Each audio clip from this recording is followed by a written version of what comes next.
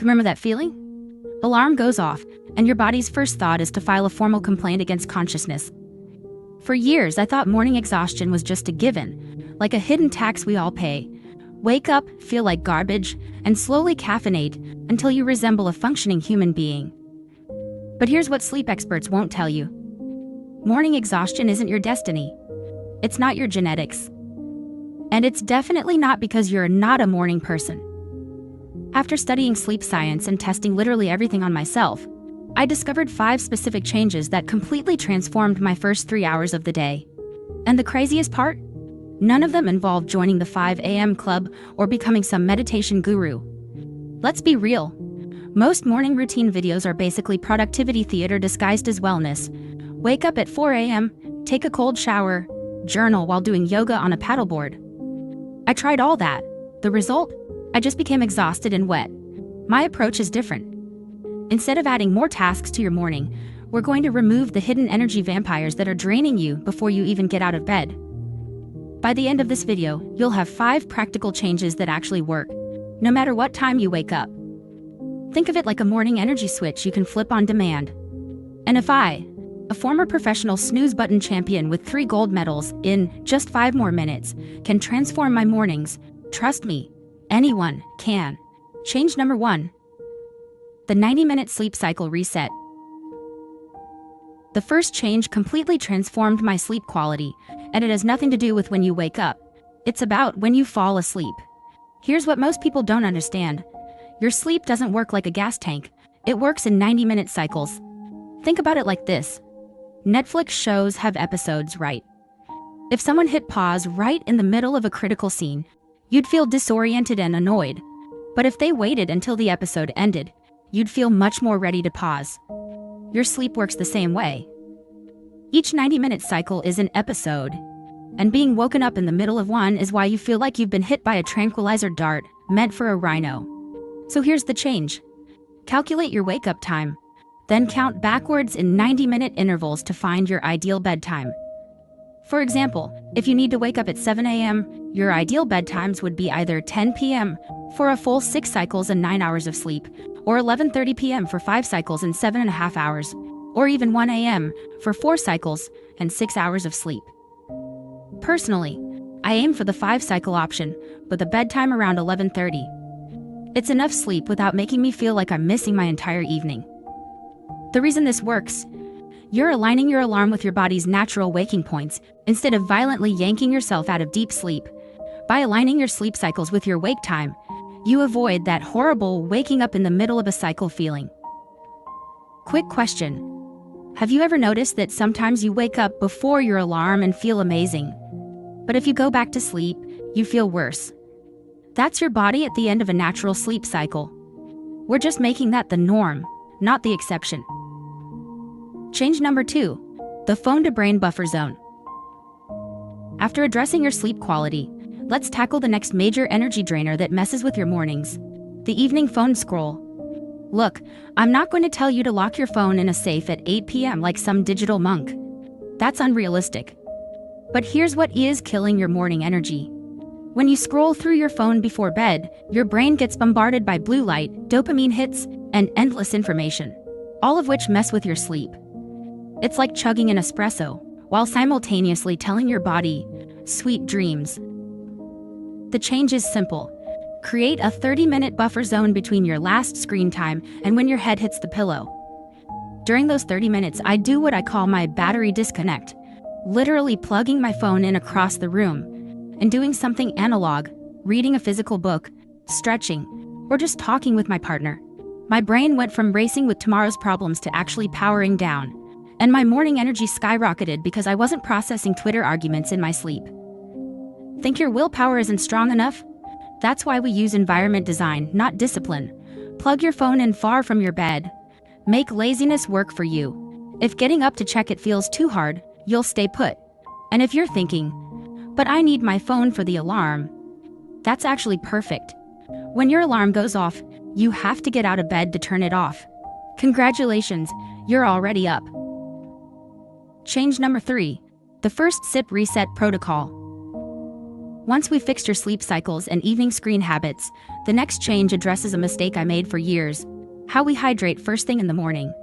Most people wake up and immediately reach for coffee. But here's the problem. You've just gone 7 to 8 hours without any water.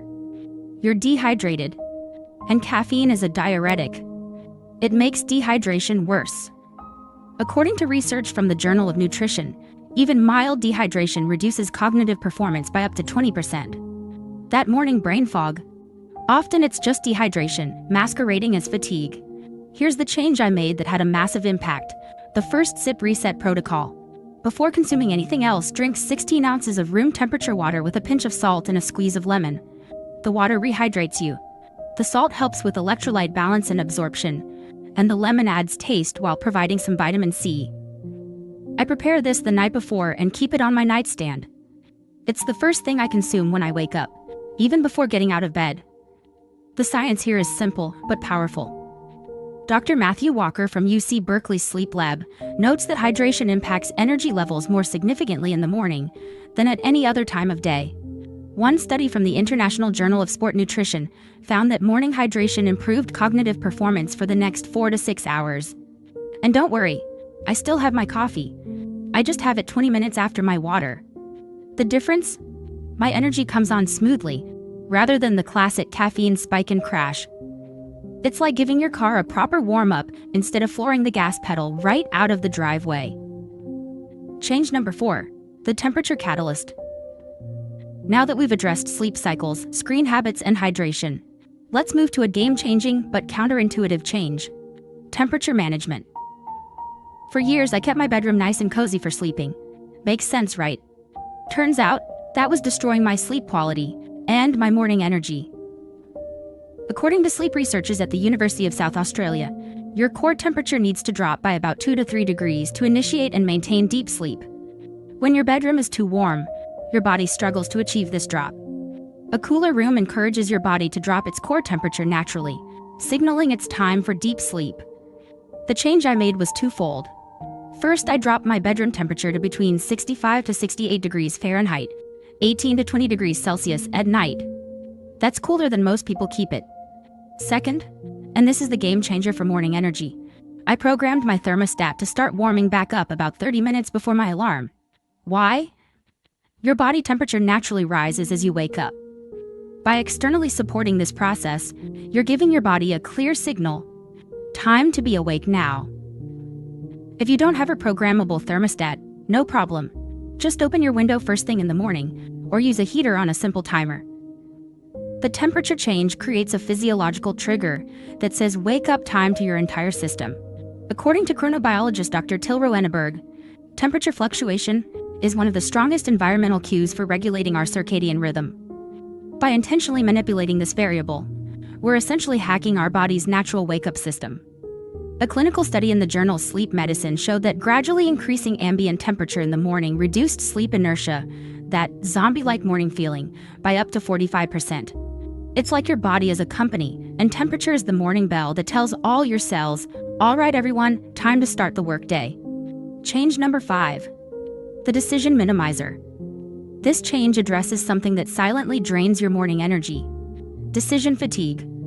Most people wake up and immediately start making decisions: what to wear, what to eat, what route to take to work, what tasks to tackle first. Each decision, even small ones, depletes your mental energy.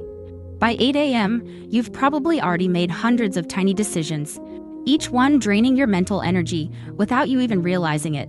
The change I made was implementing what I call the decision minimizer, eliminating as many morning decisions as possible by preparing them the night before. Here's my exact system. I select my clothes for the next day. I prepare my breakfast components: oats soaking, fruit cut. I write down the 3 most important tasks for tomorrow. I prepare my workout gear if exercise is planned. This takes me about 10 minutes each evening but saves enormous mental energy each morning. Behavioral economist Dan Ariely calls this environmental pre-commitment. Essentially setting up your environment so the right behaviors happen automatically. According to research in the Journal of Personality and Social Psychology, willpower and decision-making ability are highest in the evening for most people, making it the perfect time to prepare for the next day. The result? I wake up and follow a predetermined path of least resistance toward productivity, rather than wasting energy on trivial decisions when my brain is at its weakest. It's like the difference between trying to navigate using a paper map while driving versus having GPS with the destination pre-programmed. Both get you there, but one requires way less mental effort. So there you have it. The 5 changes that transformed my mornings from exhausting to energizing. The 90-minute sleep cycle reset, the phone-to-brain buffer zone, the first sip reset protocol, the temperature catalyst, the decision minimizer. The beauty of these changes, you don't need to implement all 5 at once. Even one can make a significant difference. Morning energy isn't about becoming some mythical morning person. It's about working with your body's natural systems instead of fighting against them. As someone who used to set 6 alarms and still wake up feeling like I'd been hit by a truck, I can tell you, the difference is life-changing. Remember, your systems determine your morning, and your morning determines everything else. Until the next time, keep growing every day.